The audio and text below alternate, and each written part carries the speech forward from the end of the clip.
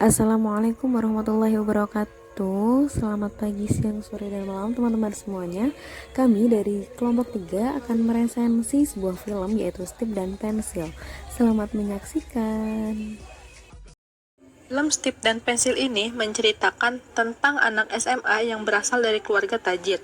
Namun, mereka justru dimusuhi oleh anak-anak di sekolahnya, karena dibandingkan dengan yang lain, mereka selalu merasa so jago dan sombong. Anak SMA ini yaitu Tony yang diperankan oleh Ernest Prakasa, Agi yang diperankan oleh Adit Erwanda, Bubu yang diperankan oleh Tasana Sapira, dan Saras yang diperankan oleh Indah Permatasari. Suatu hari, mereka mendapatkan tugas sekolah, yakni sebuah esai yang menulis tentang masalah sosial dari Pak Guru Adam, kan oleh Panji Pragiwaksono.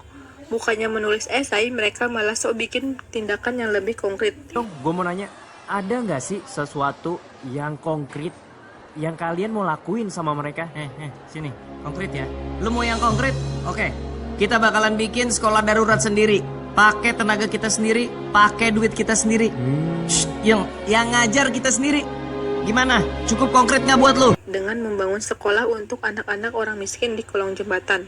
Mulanya, mereka menganggap mendirikan sekolah dan mengajar itu sesuatu hal yang enteng, tapi setelah terjun langsung, ternyata sama sekali tidak mudah.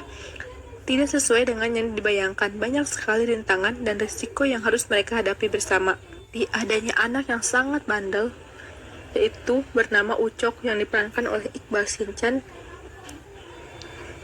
dan ada Marambe yang diperankan oleh Gita Bebita, emaknya Ucok yang tak mau anaknya ikut sekolah gratis yang diadakan Tony dan sahabatnya dengan alasan sekolah tersebut tidak menghasilkan uang. Belum lagi menghadapi ledekan teman-teman di sekolah lantaran rencana itu telah tersebar, terutama dari sang ketua kelas Edwin yang diperankan oleh Rangga Azob yang selalu meremehkan mereka. Singkat cerita, Tony dan sahabatnya menghadapi kenyataan bahwa penduduk kampung akan digusur oleh pemerintah kota. Di sini muncul berbagai nilai dari Stip dan Pensil, sebuah titik balik dari usaha mereka yang mulai lebih serius. Anak-anak yang tadinya enggan belajar justru kini semangat belajar. Bahkan orang-orang korban penggusuran yang telah direlokasikan ke rusun menyediakan tempat khusus untuk proses belajar mengajar untuk anak-anak tersebut, sehingga Tony dan sahabatnya lebih berbesar hati untuk menolong anak-anak tersebut melalui pendidikan. Masalah kependudukan dalam film ini sangat relevan dengan situasi yang terjadi di negara kita. Seperti pembulian yang terjadi karena anak yang suka membuli di sekolah menginginkan ketenaran semata di media sosial. Sehingga mereka memberitahukan hal-hal buruk di media sosial tanpa sepengetahuan orang yang dibuli.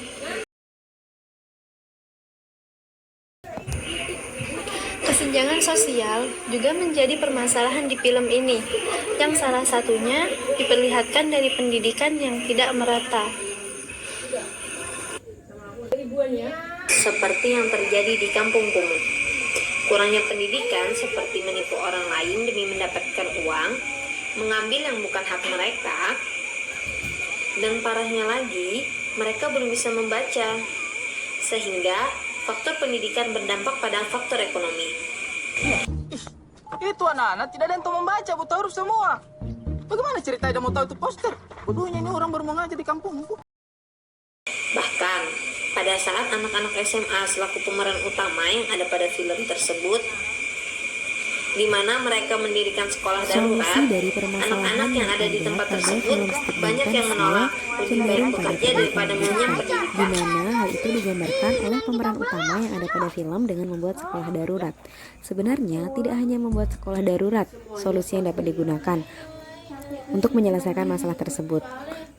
Dengan cara membuka lapangan pekerjaan, membuka pelatihan, serta menghilangkan buta huruf tak hanya pada anak-anak tapi juga pada warganya atau masyarakat.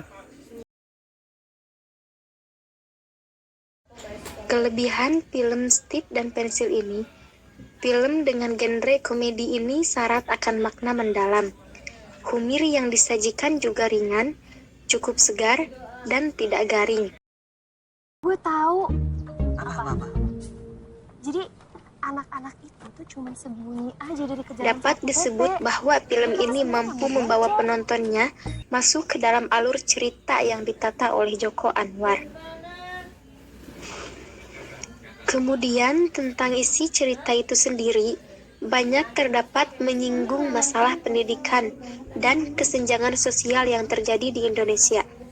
Dimulai dari para orang tua yang berpandangan bahwa pendidikan hanya membuang-buang waktu, pikiran para remaja yang keras kepala dan hanya memikirkan bagaimana eksistensinya terlihat, sampai penggusuran yang diulik menggunakan dua sudut pandang.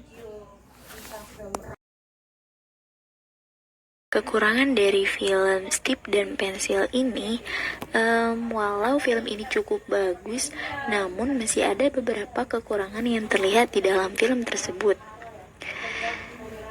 Seperti terlihat di akhir film, pada menit ke 1:21:50 terdapat kisah percintaan yang dimana Edwin mengungkapkan perasaannya kepada Saras melalui puisi yang dibuatnya.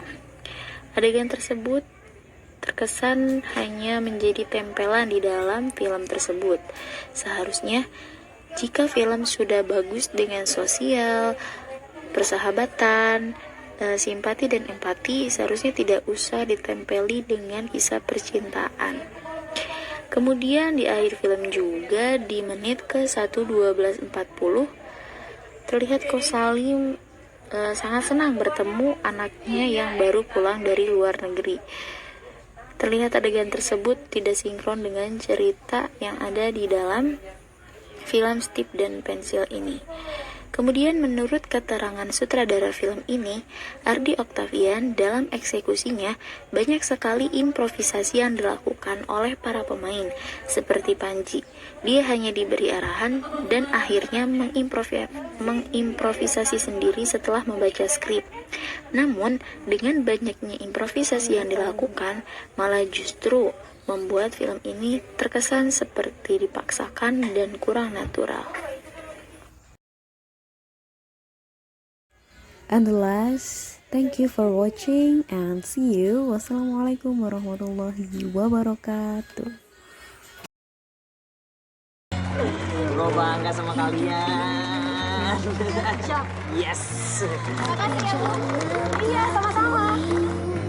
Selalu ada hari esok dan jalan